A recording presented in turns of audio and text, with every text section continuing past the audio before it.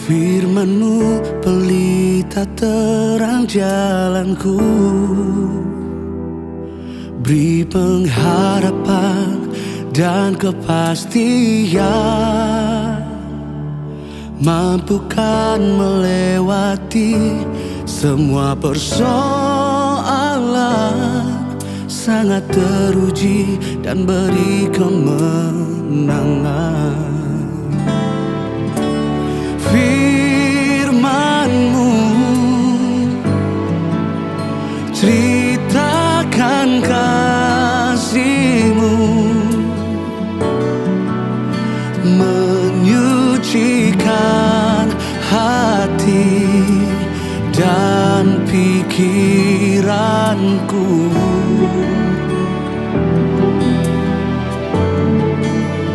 Menjadikan berkah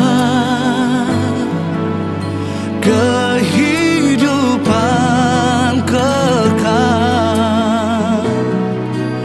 sampai ku menjadi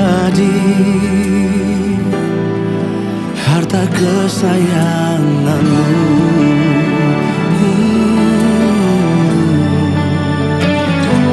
Firman-Mu pelita terang jalanku, di pengharapan dan kepastian, mampukan melewati semua persoalan, sangat teruji dan beri kemenangan.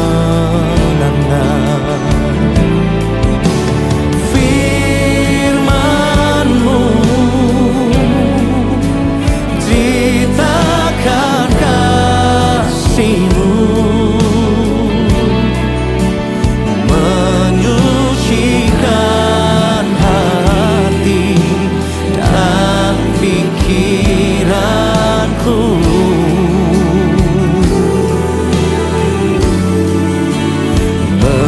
Menjadikan berkah kehidupan kekal, sampai ku menjadi harta kesayangan-Mu.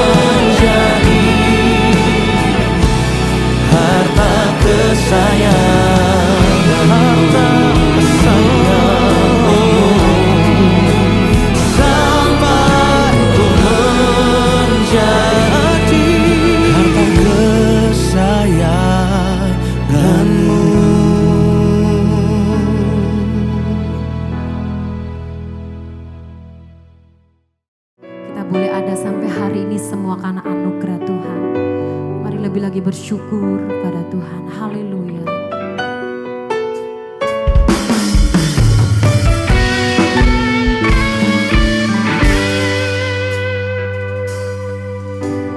Tuhan, Kau sungguh besar, karya-Mu sungguh ajaib, tiada hentinya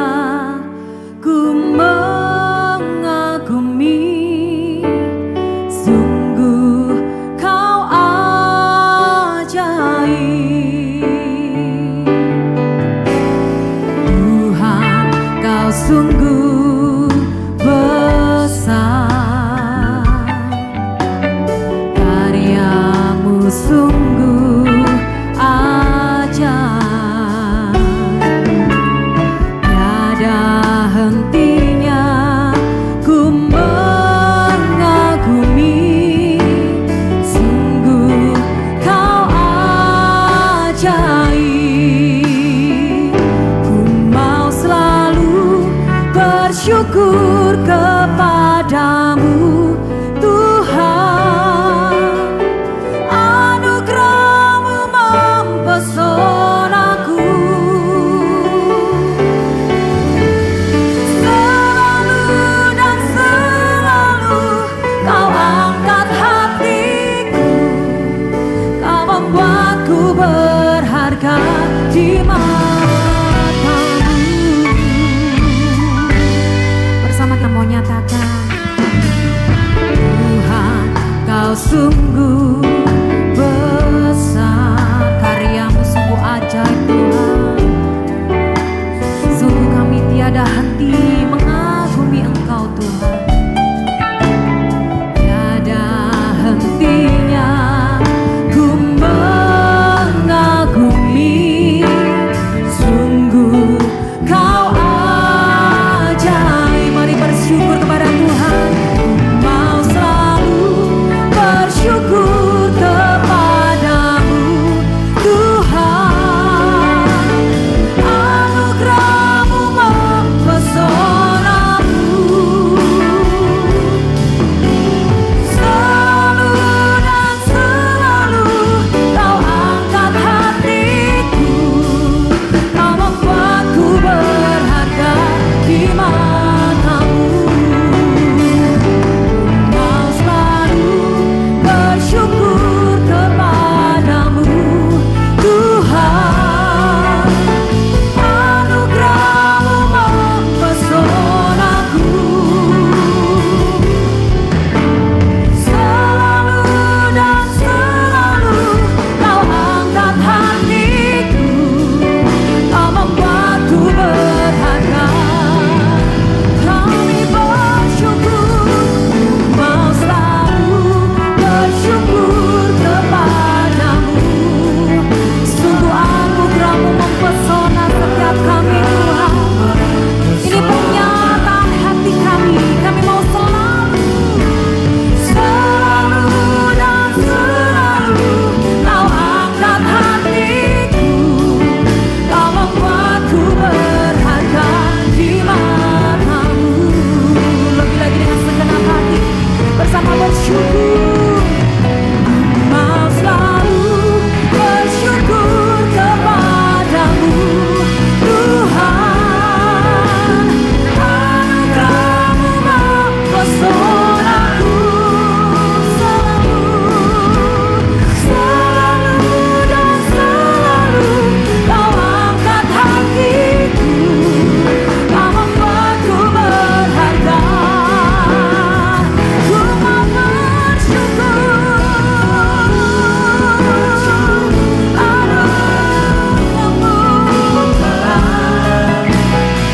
anugerah-Mu mempesonaku. Sungguh kami percaya Kau Tuhan yang selalu mengangkat setiap kami, Kau Tuhan yang selalu mengasihi kami Tuhan. Kau membuatku berharga di mata. Mari bersama bersyukur lebih lagi. Ku mau selalu bersyukur kepadamu. Kami mengagumi Engkau Tuhan. Kau pribadi yang sangat mempesona buat setiap kami. Kau yang selalu ada buat kami Yesus. Kau angkat hatiku, kau membuatku berharga. Lebih lagi angkat syukur kepada Tuhan. Ku mau selalu bersyukur kepadamu Tuhan. Anugerah-Mu mempesonaku, sebab setiap kami berharga di mata Tuhan, sebab setiap kami bernilai di mata Tuhan. Terima kasih Yesus, terima kasih Tuhan. Kau membuatku berharga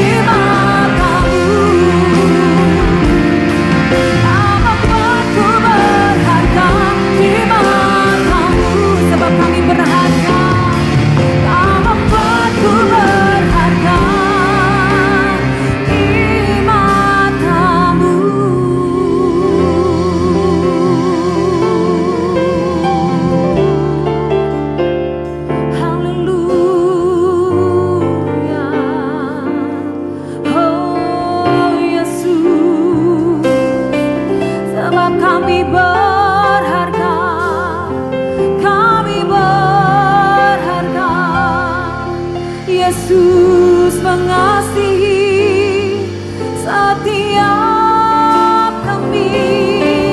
Kami bersyukur, kami bersyukur. Mari sore hari ini dengan segenap hati, dengan segenap jiwa, segenap kekuatanmu, ambil bagian yang terindah untuk menyembah kepada Tuhan. Bawa syukurmu, bawa hidupmu, bawa persembahan yang terbaik di hadapan Tuhan. Sebab setiap kita dikasihi Tuhan, sebab setiap kita dicintai Tuhan, setiap kita berharga di mata Tuhan. Dia Tuhan yang tidak pernah sedetik pun meninggalkan setiap kita. Dia Tuhan yang selalu ada. Dia Tuhan yang selalu mengangkat hidup kita semakin naik, semakin naik, menikmati kemuliaan Tuhan. Mari bersama sembah, sembah, sembah Tuhan.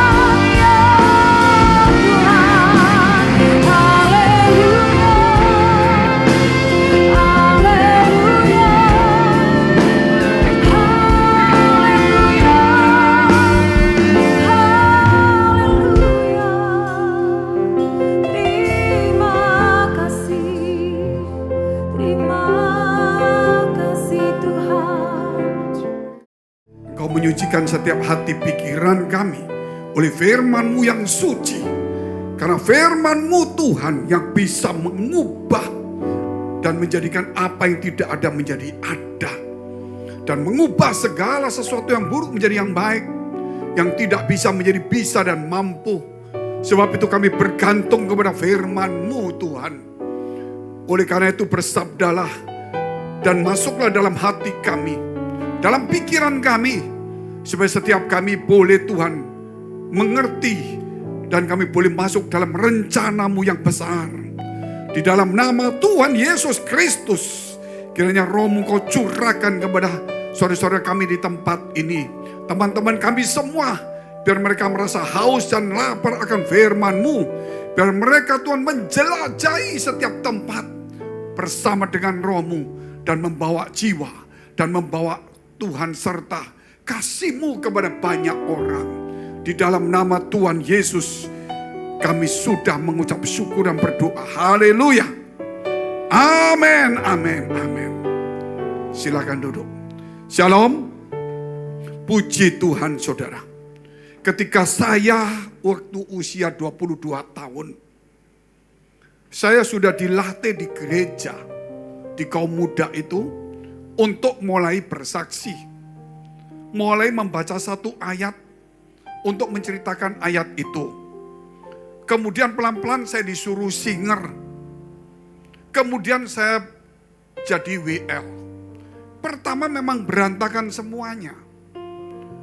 Tapi karena memang kita ditugaskan, padahal itu ditugaskan bukan setiap bulan sekali. Mungkin 3 bulan sekali. Hanya dalam waktu 2 tahun lebih. Saya kemudian dipilih untuk KKR oleh gereja yang saat itu cukup mapan dan memang cukup bagus saat itu. Pendetanya sangat luar biasa sekali. Setiap KKR saya disuruh WL. Padahal kalau diukur dengan teman-teman saat ini, mungkin mereka lebih bagus.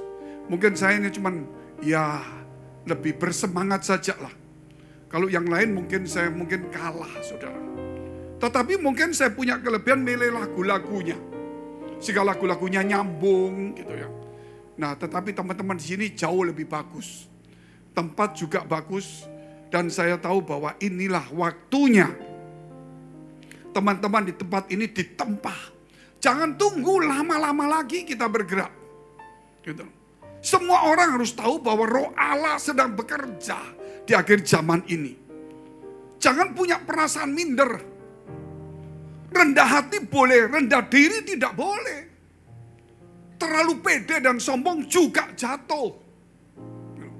Sebab itu jangan merasa tinggi hati, merasa saudara pede berkelebihan, jangan terlalu juga minder. Sehingga kita mulai menimbang di tempat itu. Kalau orang memuji kita, kalau mungkin kita rasa bagus, boleh naik sedikit. Tapi jangan sampai kita mabuk pujian. Jangan juga sampai mabuk dengan pelayanan. Bahkan mabuk roh pun saudara hati-hati juga. Itu bisa emosi muncul. Apa itu mabuk roh saudara? Yaitu orang yang kemudian karena karunia. Senangnya cuma karunia terus. Bernubuat atau apa, itu mabuk roh. Tapi yang sebenarnya kita tidak boleh seperti itu. Tapi kita ini bersama Roh Kudus. Karena Roh Kudus tidak membuat kita menjadi mabuk. Tidak membuat kita menjadi robot. Tapi kerjasama melalui karakter kita. Dia akan menampilkan bahwa Roh Kudus itu ada di dalam diri kita. Dan inilah waktunya khususnya untuk teman-teman ya di Surabaya. Gitu. Jangan tunggu-tunggu waktu lama lagi. Gitu. Materi yang dikasih pemimpin kita, anak-anak muda begitu luar biasa sekali. Materi yang dikasih itu jauh melebihi daripada anak muda yang lain. Mungkin kalau kita ukur gitu saudara, ya ini cuma perkiraan saya. Cara menyampaikan firman atau cara diskusi atau cara pendapatnya menurut saya saudara cukup bagus. Tapi bukan berarti terbaik. Nah sekarang kita mesti harus belajar untuk mengeksplain, mencoba ya melatih, melakukannya. Supaya jangan satu teori saja. Ingat ketika umur 12 tahun saudara, Yesus itu sudah bisa bersoal jawab dengan para imam di Yerusalem. Ketika saat itu, hari itu semua orang pergi ke Yerusalem. Dari rombongan Nazaret juga pergi semua. Dan waktu pulang, mereka nggak tahu kalau Yesus nggak ikut. Di tengah perjalanan mereka cari, kok nggak ada. Karena itu bukan rombongan kecil. Bukan rombongan kecil, tetapi rombongan besar. Akhirnya orang tua kembali, ternyata Yesus bersoal jawab dengan para imam. Dan para imam bingung melihat kecerdasan, hikmat daripada orang ini. Bukan cuma kepandaian, hikmat dan bijaksananya. Cara menyentuhnya di dalam arti berdiskusi. Itu luar biasa sekali. Dan kemudian kalau kita umur 12 tahun, iya. Dan apa yang terjadi pada umur 12 tahun, saudara? Kalau kita lihat kata 12 tahun ini sangat berarti sekali gitu. Yaitu anak perempuan yang kira-kira 12 tahun hampir mati. Tapi Yesus bisa membangkitkan. Umur 12 tahun. Yesus sudah hebat, umur 12 tahun ada perempuan mau mati, anak perempuan dibangkitkan kembali. Itu mengingat juga suku Israel 12 batu, 12 murid, 12 rasul. Bukan berarti harus 12 ya. Tapi sebenarnya umur 12 itu orang sudah harusnya bagus. Makanya di tempat kita, The Sealer itu dilatih. Dan kemudian umur 20 lebih itu sudah harus bisa mulai pelayanan. Gitu. Roh Tuhan sudah membawa. Kalau di zaman Israel itu umur 30 orang baru boleh keluar pelayanan. Tapi sekarang zaman sudah berbeda. Karena Yoel menuliskan bahwa anak-anak muda, teruna-teruna muda gitu, akan dipakai Tuhan. Jadi kita nggak perlu umur tanggal 30. Tapi mungkin umur 20 lebih sudah pelayanan. Umur 30 itu puncak-puncaknya. Saudara, kita harus bisa dipakai Tuhan secara luar biasa. Bukan bicara mujizat. Tapi mengubah karakter orang, mengubah cara pandangan orang, mengubah kebiasaan orang. Amin. Supaya menjadi yang baik gitu loh. Tapi kalau karunia itu terlalu gampang lah itu. Orang dikasih karunia kalau gak mampu menjadi sombong. Tapi kalau kita memberikan mereka dampak yang luar biasa. Itu gak main-main. Sebab itu coba mari kita lihat di dalam 1 Timotius 4 ayat 12.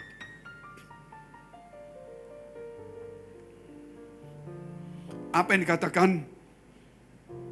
Jangan seorang pun menganggap engkau rendah. Jadi kita tidak boleh menganggap saudara rendah. Teman-teman, saya tidak pernah menganggap rendah. Justru saya yakin bahwa teman-teman muda ini akan dipakai Tuhan. Bahkan saudara bisa unggul. Bahkan mungkin melebihi saya. Tetapi nomor satu, jangan sombongnya yang melebihi. Betul. Biasanya orang kalau pinter, sombongnya ikut. Kaya, sombongnya ikut, saudara. Terus jabatannya tinggi, sombongnya ikut. Gitu loh. Jabatannya turun, sombongnya nggak turun. Ini yang luar biasa. Uangnya habis, sombongnya nggak mau turun. Ini luar biasa. Begitu kita naik, sombongnya naik. Itu sudah umum. Ingat itu. Ketika kita mampu, sombongnya pasti ikut terus ini sombongnya. Begitu mulai sudah nggak bisa apa-apa, nggak ada jabatan, nggak apa-apa, turun, sombongnya tetap nggak mau turun. Saudara. Jadi makanya dikatakan saya tidak menganggap teman-teman ini saudara rendah. Justru saya menganggap ini adalah calon-calon regenerasi, generasi yang akan datang. Generasi faceless artinya tidak menunjukkan ketenarannya, tidak menunjukkan mukanya, tidak menunjukkan namanya, tetapi dia menampilkan Yesusnya. Amin. Sehingga karakternya lebih ditunjukkan serupa dengan Yesus, ajarannya tunjukkan kepada Yesus, serupa dengan ajaran Yesus. Saudara, yang penting bisa mengubah orang, bisa membawa orang tanpa kita harus menjadi artis rohani. Sekarang banyak orang menjadi artis rohani. Jangan kaget dulu. Nah, kita tidak boleh seperti itu. Tapi kita harus menjadi saudara pahlawan daripada surga. Bukan artis. Hati-hati, itu hanya beda-beda tipis. Tapi sebenarnya akibatnya sangat jauh sekali. Ayo teman-teman sekarang jangan main-main. Karena saya tidak, dan Tuhan juga tidak menganggap, yang senior juga tidak menganggap saudara rendah. Tapi jangan juga dirimu menganggap engkau rendah. Tapi jangan pasang tinggi, nanti gak ada yang mau beli nanti. Kalau harganya ketinggian, nah repot sudah. Ya, ikutin saja dan dalam hati yakin ada roh Allah. Kalau tanpa roh Tuhan aku tidak mampu. Bersama roh Tuhan aku mampu. Ketika kita mampu, saudara, ada bangga sedikit bolehlah. Ya, boleh sedikit-sedikit bangga. Tapi ingat itu semua karena Tuhan. Amin. Itu semua karena Tuhan. Itu harus diingat terus. Makanya dikatakan saudara jangan sampai ada orang menganggap engkau rendah. Tetapi dikatakan karena engkau muda, jadilah teladan bagi orang-orang percaya. Jadi teladan bagi orang-orang percaya. Bukan orang dunia. Orang-orang percaya itu kagum lihat kita. Bukan orang dunia. Orang yang rohani. Para imam-imam itu kagum lihat Yesus. Umur segini hebat. Mungkin saudara nanti ada orang yang 25, 27, 24, 30 sudah pelayanan. Yang senior-senior, siapa ini kok bisa begini ya? Kok sudah hikmatnya tinggi? Hanya mungkin ya karena masih muda, mungkin pengalaman itu masih kurang. Sehingga gampang ditipu orang, digoda iblis itu bisa. Tapi hikmatnya itu, bijaksananya itu hebat sekali. Itu perlu. Jadi teladan itu saudara ini bukan kata saya saja. Tetapi firman anak-anak muda bisa menjadi teladan bagi orang-orang percaya. Katakan aku bisa menjadi teladan bagi orang percaya. Sekali lagi yang gak ngomong bisa masuk, saya gak ngomong neraka ya. Gak ngomong, bisa masuk mana saudara perkirakan sendirilah. Jadi coba ulangi sekali lagi, 1, 2, 3. Loh, kok pelan gitu? Hati-hati loh. Nanti masuk selokan loh. Itu perlu sekali. Makanya dikatakan jadi teladan apa? Ada 5 hal teladannya.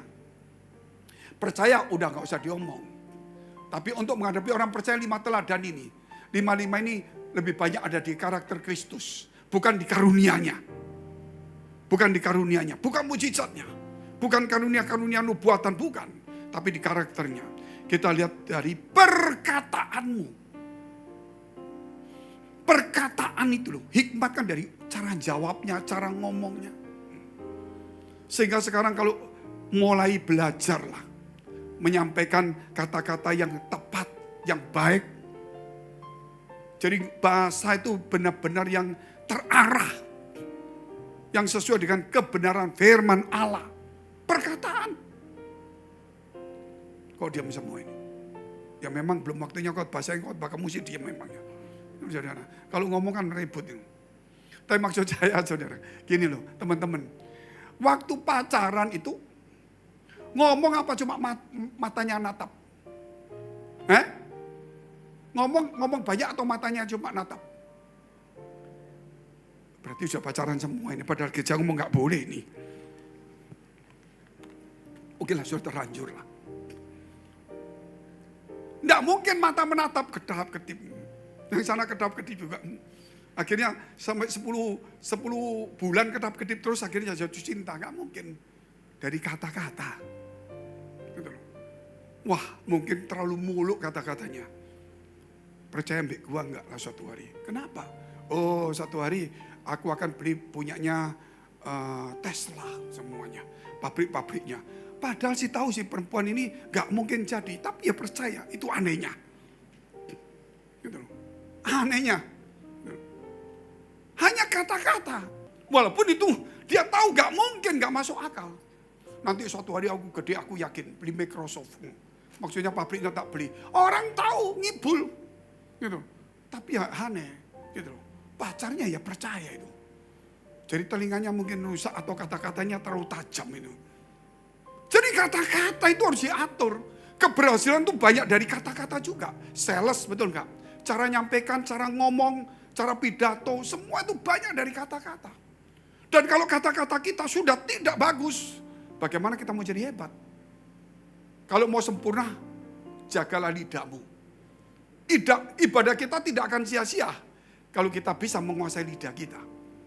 Amin. Bayangkan ibadah mulai dulu sampai sekarang mungkin berapa tahun. Jadi sia-sia hanya karena tidak menguasai lidah. Hati-hati. Jadi perkataan. Mulai sekarang perkataan bukan merayu. Ya, bukan terlalu muluk. Tapi perkataan-perkataan yang betul-betul ya, yang mengandung kebenaran. Dan mengandung kuasa. Amin. Mengandung kuasa. Yakinlah itu. Setelah perkataan apa? Tingkah laku kita. Orang akan ngomong, perkataanmu bagus.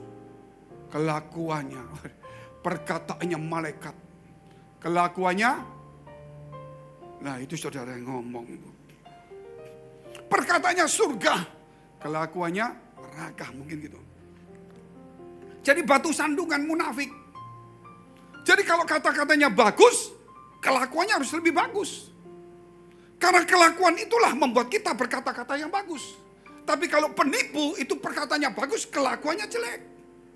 Karena dia memang khusus untuk menguraikan kata-kata hanya untuk menipu orang. Tapi kalau kita menguraikan kata-kata kita, saudara, untuk membawa orang itu datang kepada Tuhan, bukan menipu. Beda di situ. Makanya kita harus lebih hebat daripada penipu itu. Tapi jangan jadi, Pak, saya sudah berhasil Pak, lebih hebat dari penipu. Jadi ada 10 penipu sudah saya tipu. Itu ceritanya bagaimana ini? Loh karena saya lebih hebat dari penipu, makanya 10 penipu sudah saya tipu Pak.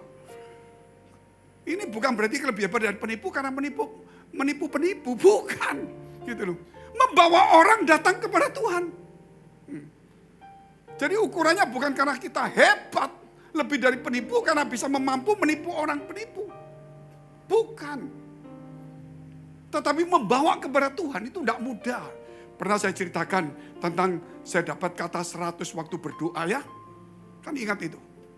Waktu saya berdoa, Tuhan ngomong, jangan cuma berdoa orang tuamu saja. Saudaramu bagaimana?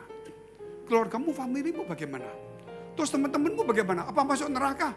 Padahal saya tidak semengerti saudara semua loh, teman-teman loh. Saya masih orang biasa-biasa di gereja, gak terlalu ngerti apa-apa. Hanya cuma terbeban supaya orang tua percaya Tuhan jangan masuk neraka gitu toh. Tapi akhirnya ya saya doakan semua. Teman-teman saya nanti yang dekat, yang jauh itu. Sudah gak sebut namanya. Setelah perjalanan sampai menikah pun gak ada tanda-tanda bagus. Keluarga saya masih belum. Tapi setelah itu mulai 1, 2, 1, 2, 3, 1, 2, 3. Kemarin bulan Juli, ya ini bukan Juli ya, berarti Juni mungkin. Ya Juli awal mungkin, saya lupa. Ketika di waktu-waktu itu, saya duduk santai, Tuhan ngomong, coba kamu lihat ke belakangmu. Apa yang telah kamu lakukan? Apa ya? Keluargamu, familimu, temanmu, percaya Tuhan semua enggak? Oh iya percaya. Semua teman-temanmu, hampir semua. Saya enggak sadar. Kamu hebat. Iya. Saya bukan orang tipe yang kaya narik. Tapi kok bisa ya? Bingung saya. Padahal itu masih belum seperti ini, saudara. Terus kamu lihat. Ketika kamu bikin pelayanan di desa. Berapa banyak persekutuan dan desa dan gereja? Lebih 100. Iya. Waktu kamu bantu pelayanan full gospel kalau nggak tahu ya pura-pura tahu. Gitu. Persekutuan pengusaha. Kamu lakukan berapa? Iya. Kita dulu waktu kaipang maksudnya nggak punya uang. Itu tanya sama Kojo tahu itu. Sama Pak Hendri yang itu tahu semua. Saya nggak ada duit. Jadi kita urunan aja bayar restoran untuk mengumpulkan 30-50 orang. Tapi karena saya urunan, wah ini susah nggak punya duit urunan. Kalau sampai kita undang nggak bertobat kita rugi. Karena uangnya setengah mati. Coba kalau uang lebih ya sudah pokok datang aja untuk Tuhan. Nggak bertobat urusan Tuhan, nggak bisa. Kita bilang ini kita uang itu uang keringat sampai betul-betul nggak bisa makan. Kalau kita undang nggak bertobat nggak bisa. 100 lebih orang bertobat. 100 chapter lebih kita buka. Bukan hanya itu. Gereja pun. Saya nggak target 100 loh. Saya nggak pernah target tuh ya. Tapi setelah saya lihat, iya. Waktu pandemi sudah 62. Padahal ya kita ya jalan aja. Ternyata kita lihat itu. Teman-teman, Tuhan itu luar biasa sekali. Makanya kita ini harus sadar. Kelakuan kita, ya perkataan kita itu harus benar-benar terarah yang bagus. Jangan perkataannya bagus, kelakuannya nggak bagus. Jangan kelakuannya bagus tapi nggak bisa berkata-kata. Pak, maaf Pak, saya nggak bisa ngomong. Waduh, kalau gitu tukar sama yang bisu saja. Yang bisu pengen ngomong, kamu ngomong nggak mau ngomong. Betul nggak? Kalau saya jadi Tuhan, saya tukar aja. Sebenarnya. Yang bisa ngomong-ngomong, yang bisu itu kepingin ngomong nggak bisa. Kalau bisa ngomong, wah dia mau teriak-teriak sampai luar biasa. Yang bisa ngomong, ini yang repot ini. Mesti dirubah. Dua ini tidak bisa berjalan berbeda, harus bersama-sama. Katakan bersama-sama dulu. Bersama-sama siapa? Pikirannya bersama-sama yang tadi cuma wih ini nubuatan bersama-sama dia ini. Bukan itu bersama-sama antara kelakuan dan perkataan. Itu harus sama-sama. Dan yang ketiga, teladan itu apa? Kasihmu. Orang kasih itu berkorban. Itu berkorban. Ingat cewek-cewek, kalau ada laki-laki datang, I love you. Loh kok lap Pak? Ya dilap aja. Sudah, love itu sudah omong kosong lah. Zaman sekarang I love you lah. Jadi I love you gitu. Wah, lu cantik, gua jatuh cinta sama lu. Luar biasa sekali. Gua utang deh, kurang ajar. Betul saudara. Ini lu ngerayu-ngerayu kok sekarang utang. Gitu loh. Hati-hati gitu. Saya dulu juga sama. Waktu sama, jangan cerita istri saya ya. Ya dulu. Saya pengusaha, dia ngajar gitu. Kadang-kadang, wih, ini uang sudah mepet semua ini. Ini nagih belum ditagih, kan saya juga ngirim-ngirim barang, belum ditagih. Waktu makan-makan, ya saudara bilang, giliran kamu bayar dulu aja. Loh kok saya? Ya utang lah. Saudara. Tapi saya utangnya bukan karena bohong, memang belum dapat ini, tagihannya belum cair. Tapi kalau ada orang, tagihanku belum cair, berapa? 30 M, ngawur aja. Sepeda motoran aja kreditnya luar biasa, mau 30 M. Hati-hati. Orang kalau mengasihi itu berani berkorban. Kalau orang ngomong ngasih nggak berani berkorban, wah itu bahaya. Wah Pak, kalau gitu saya mau berkorban Pak. Saya cinta sama orang agama itu di tempat itu. Jadi karena saya cinta saya berkorban. Tinggalkan Yesus, celaka. Ini firman diserangkan sendiri, saudara. Ini firman ngajarin gitu, sekarang mau nyerang Tuhan sendiri. Yesus mengajari saudara itu karena Yesus ingin supaya kita itu membawa orang datang kepada Tuhan. Amin. Jadi jangan, saya memberikan satu contoh begini. Di tempat kita itu kita melatih leader, pemimpin. Dan saya lihat ketika menikah, gitu, orang best ini sama mungkin yang lain, kita lihat dulu 3 tahun. Dia yang keluar atau dia bawa masuk? Kalau dia bawa masuk, ini pemimpin yang bagus. Karena dia punya prinsip dan membawa. Entah laki atau perempuan, bukan dominan. Tapi kalau dia keluar, walaupun dia pernah khotbah bagus, bukan pemimpin yang bagus. Gampang. Leader itu bisa membawa orang, bukan dibawa orang. Amin.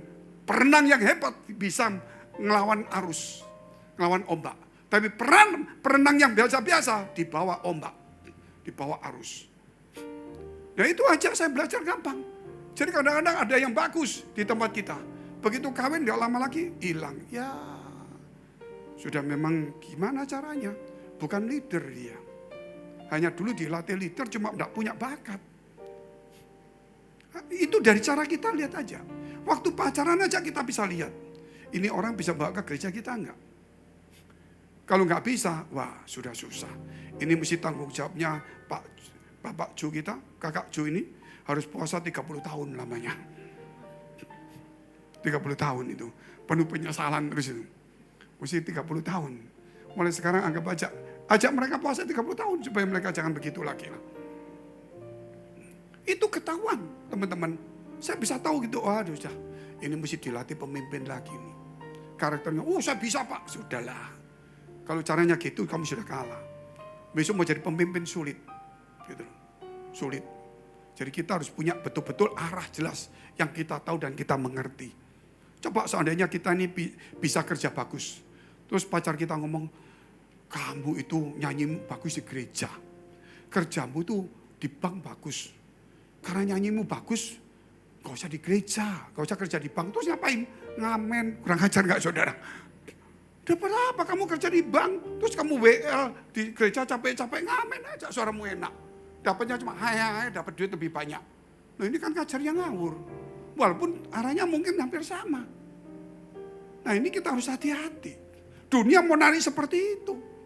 Makanya orang kalau kasih itu pasti hubungannya berani berkorban. Saya membandingkan begini. Orang di gereja itu mengabdi, atau dia memang bukan pekerjaan. Mengabdi atau pekerjaan itu gampang kita lihatnya. Nah di tempat kita saya lihat itu 99,9% mengabdi semuanya. Gak ada yang ngamen, udah repot sudah.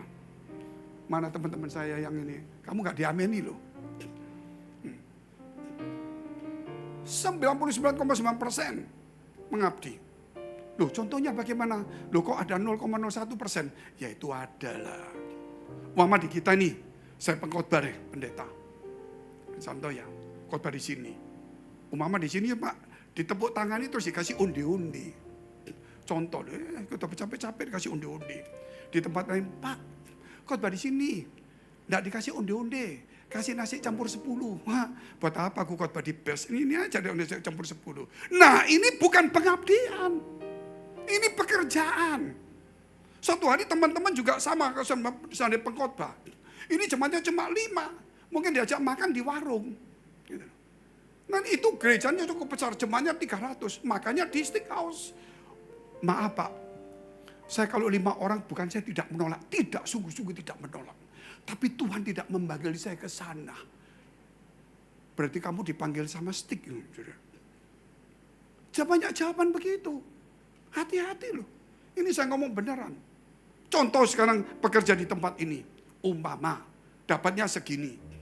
Gereja lain ngomong ke tempat lain. Lu dapat berapa di best? Gini. Oh di tempatku tak tambahin. Keluar hanya cuma nambah sedikit. Nah itu pekerjaan bukan pengabdian. Bisa tangkap ya. Makanya hati-hati sekali. Karena kalau kita mengasihi itu harus ada pengabdian. Gitu loh.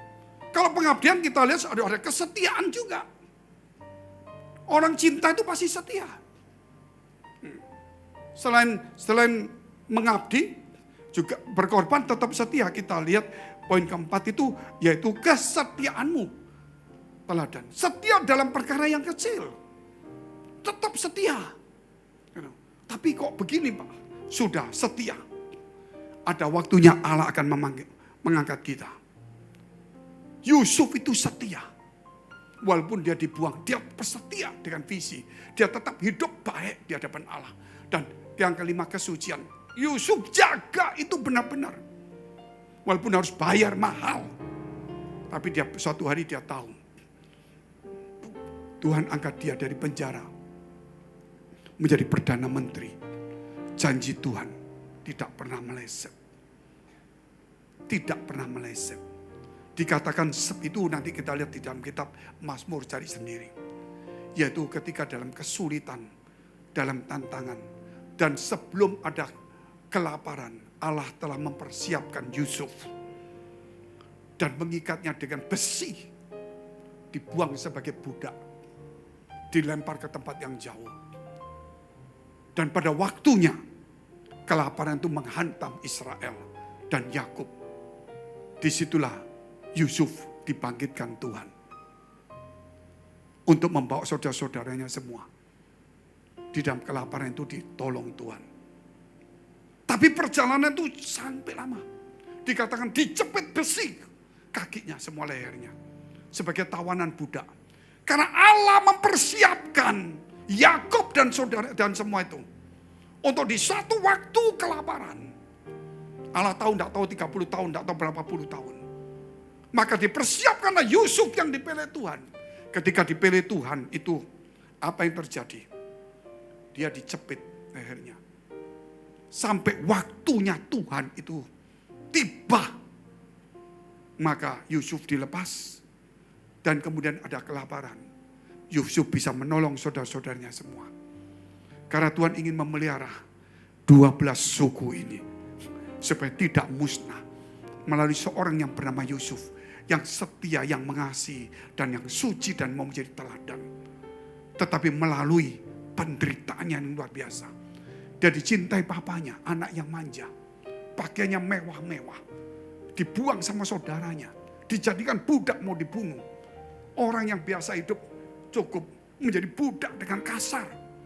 Zaman dulu budak kan dikasih besi, diikat. Yang jual saudaranya semua. Akhirnya dimasukkan penjara. Tetapi Tuhan angkat. Amin. Tuhan angkat. Itu kisah Yusuf. Kapan-kapan kita akan lihat kisah Yusuf itu. Tapi kita kembali lagi. Kesetiaan itu perlu sekali.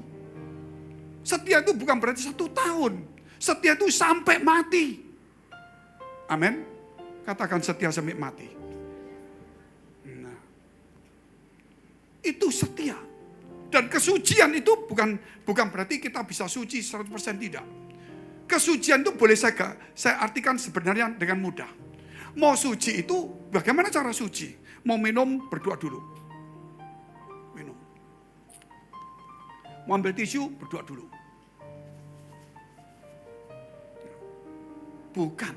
Kesucian itu dimulai dari kesungguh-sungguhan. Amin. Sungguh-sungguh kalau berdoa itu jangan main-main. Orang kalau sungguh-sungguh itu pasti kena. Dapat hasil. Pujian sungguh-sungguh. Dengar firman sungguh-sungguh. Ibadah sungguh-sungguh. Pelayanan sungguh-sungguh. Melakukan firman sungguh-sungguh. Ya pasti suci dong. Doanya sungguh-sungguh. Ibadahnya sungguh-sungguh. Pujiannya sungguh-sungguh. Yang otomatis suci dia. Nggak usah jadi pendeta. Pendeta belum tentu suci.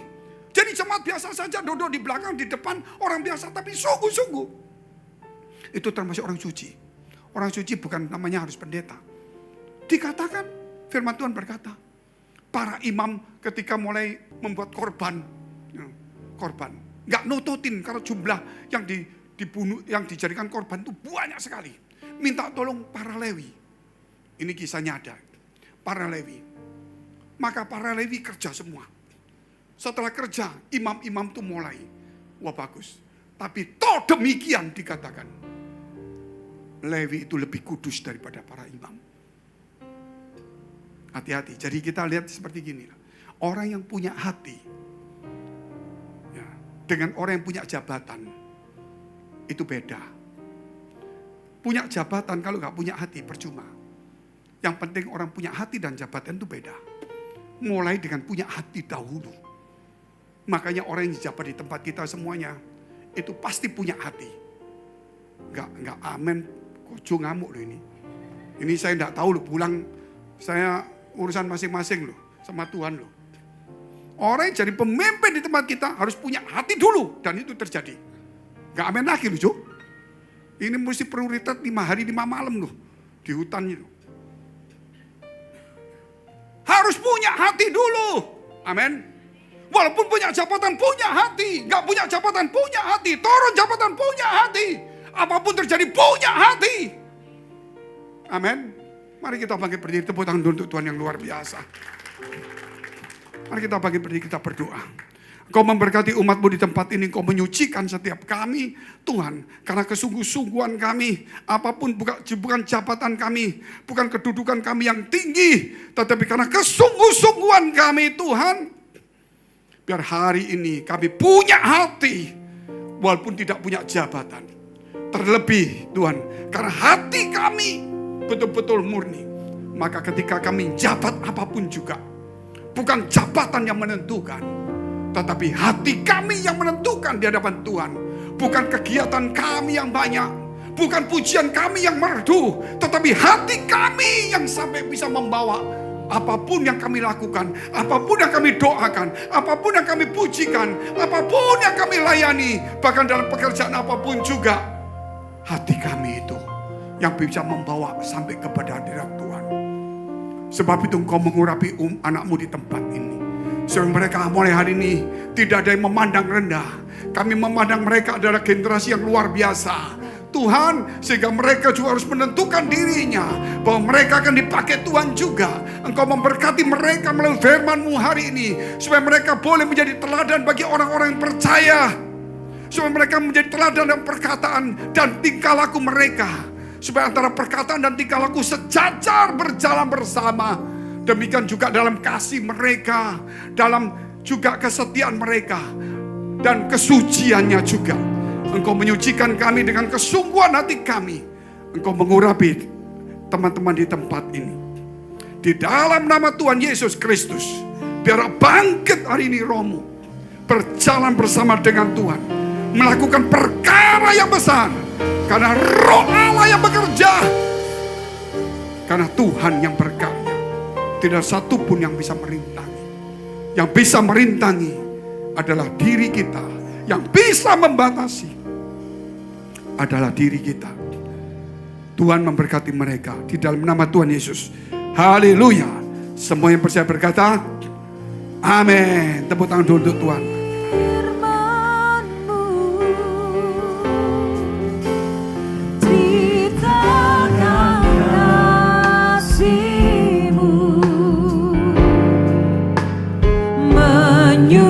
Menyucikan hati dan pikiranku,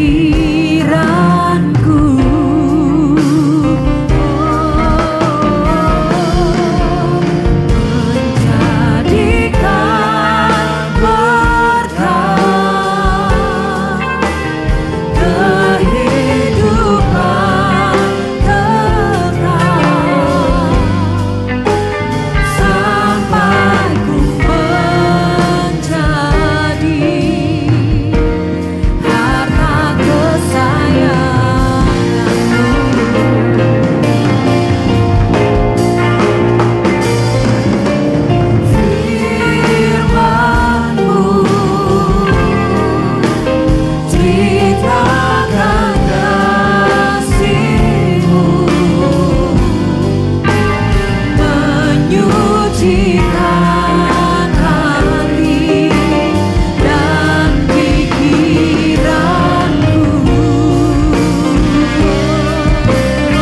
sampai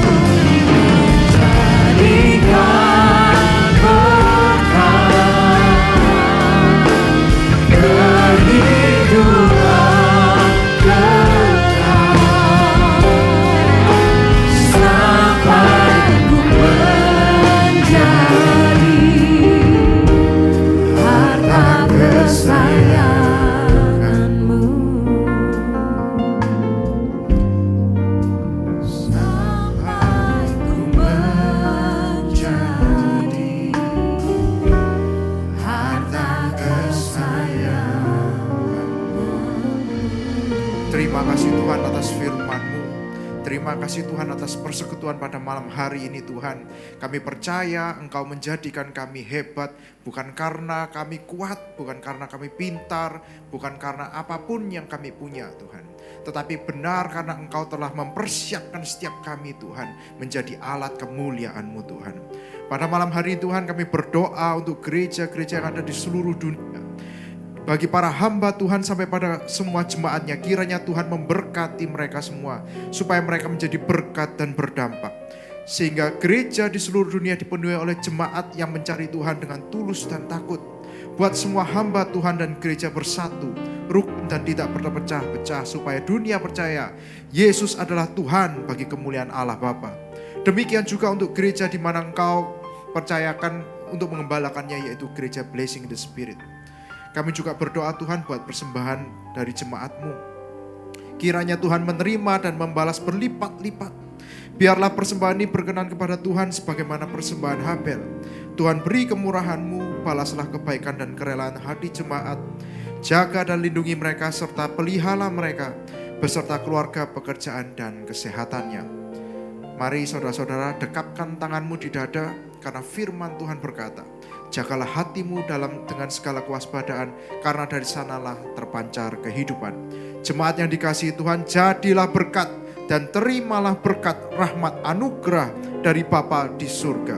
Di dalam Putra Tunggalnya Yesus Kristus yang telah mati bagi dosa kita dan bangkit pada hari ketiga. Sehingga kita menyembah Tuhan Allah yang hidup dan iman kita bukan kepada Tuhan yang mati. Dan Dia naik ke surga untuk menyediakan rumah bagi kita.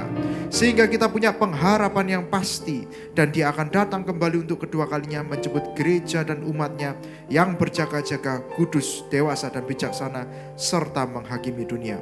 Dan di dalam persekutuan dengan Roh-Nya yang kudus, yang membuat hati kita berkobar-kobar dan roh kita menyala-nyala. Di dalam kasih semula, Roh Kudus yang menghibur, menguatkan, memelihara, menginsyafkan, menuntun, dan memimpin kita kepada kebenaran dan kekudusan serta menjadi saksi Kristus mulai hari ini sampai selama-lamanya. Mari kita tutup dalam doa Bapa kami. Bapa kami yang ada di surga, dikuduskanlah nama-Mu, datanglah kerajaan-Mu, jadilah kehendak-Mu di bumi seperti di surga. Berikanlah kami pada hari ini makanan kami yang secukupnya, dan ampunilah kami akan kesalahan kami, seperti kami juga mengampuni setiap orang yang bersalah kepada kami. Dan janganlah membawa kami dalam pencobaan, tetapi lepaskanlah kami daripada yang jahat. Karena Engkau-lah yang punya kerajaan dan kuasa dan kemuliaan sampai selama-lamanya. Amin.